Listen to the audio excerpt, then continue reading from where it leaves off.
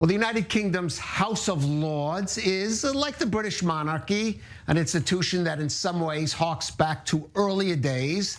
But unlike the royal family, it does still play a direct and important political role as the second chamber or upper house of Parliament.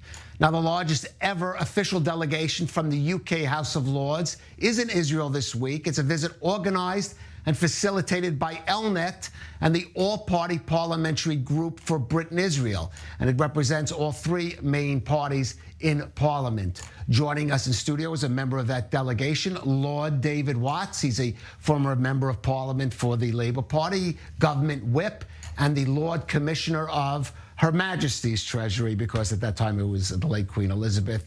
Lord Watts, thank you for joining us on the rundown. First of all, tell us a little about this particular visit, why you came here, and what you're hoping or it'll achieve or you'll achieve here. Well, I think ELNET is a great organisation that brings together British politicians to come out here and see for themselves what's going on and look for ideas. And that's what we've been doing for the last day or two, and we're doing that tomorrow. And we're finding it very interesting.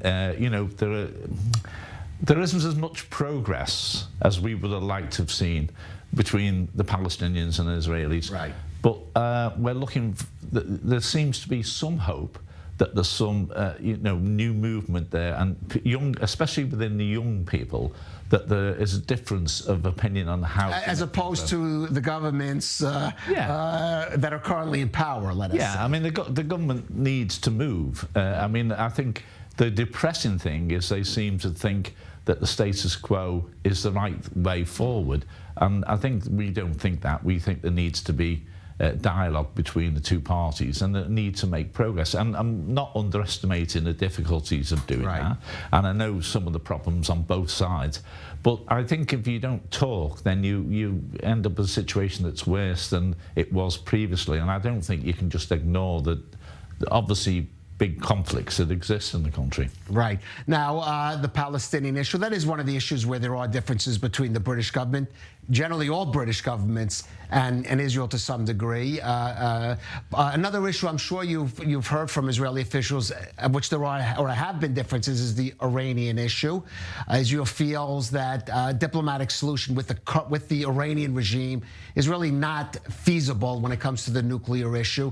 The UK, there's been a slight shifting of opinion there. What have you been hearing, and where do you think the UK stands going forward on the Iranian issue? Well, I think that we're equally concerned about it. I don't think we want to see that country have the ability to have a nuclear capacity.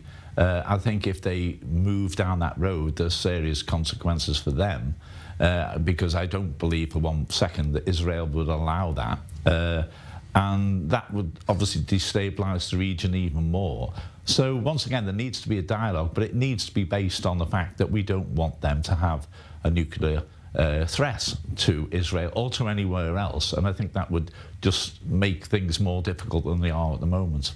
But surely, and you're hearing from Israel that there needs to be at least a credible threat of or warning of military action if that doesn't happen. I mean, you're feeling, would the UK in any circumstances at least back that kind of action? I think, that's a matter for the government of the day. I would think that if they thought there was an immediate threat, they would be, because we are friends of Israel. We're also friends. Well, let me ask you about that, because of course, depending on which government in power, it's different. Even take the Labour Party. Certainly under Tony Blair and Gordon Brown, the attitude of that Labour government to Israel was very different from that of Jeremy Corbyn.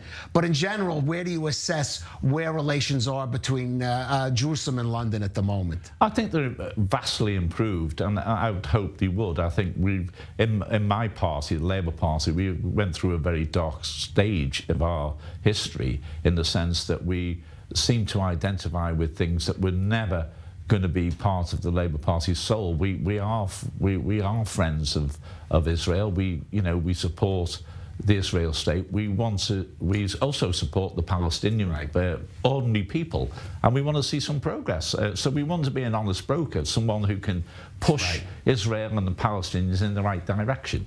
Right. Now, you mentioned the dark days of a government. I don't know if you're referring to the Corbyn government. Certainly in Israel, there was concern, not about even about Israel-UK relations, but the issue of anti-Semitism in the United Kingdom. In some ways, the feeling was here and in the Jewish community, tolerated, even abetted by Jeremy Corbyn. The Labour Party has undergone a transformation. Where do you assess it now on that issue and in general in British society? I think, it's an ongoing problem that the Labour Party needs to address, and it has addressed it. I think the change of leadership has made a tremendous difference, and they've, Keir's gone out of his... Keir Starmer, the current head of the Labour Party. He's gone out of his way to reassure the Jewish community that we are friends of theirs, and the anti-Semitism that took place under the Labour Party won't be tolerated again, and that's where I stand as well. I've never been a Corbynite, and I think that we had some dark days, but we've now come through them, and we're trying to mend fences, and that's what we will do for the next few months until we get it right. I think we've done a lot.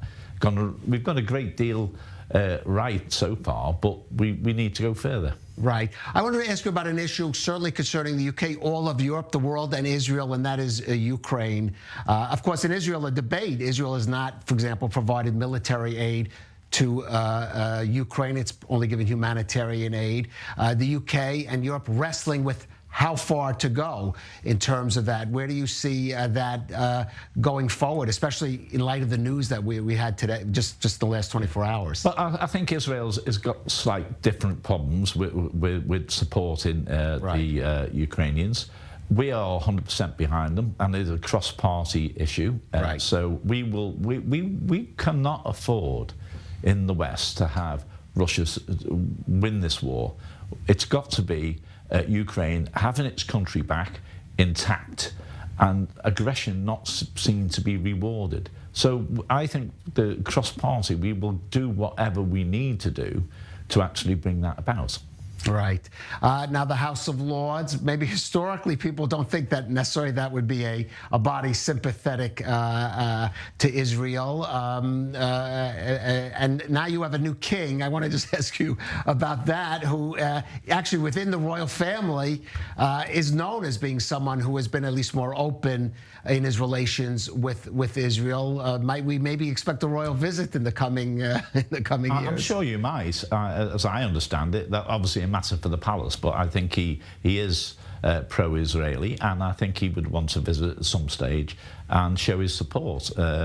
And that's what I would expect him to do, and I'm sure that will happen in the near future. All right. Well, in the meantime, we have the House of Lords, several members of your titled company visiting us here, Lord David Watts included. Thank you for joining us. Thank you. On I-24 News. Thank you very much.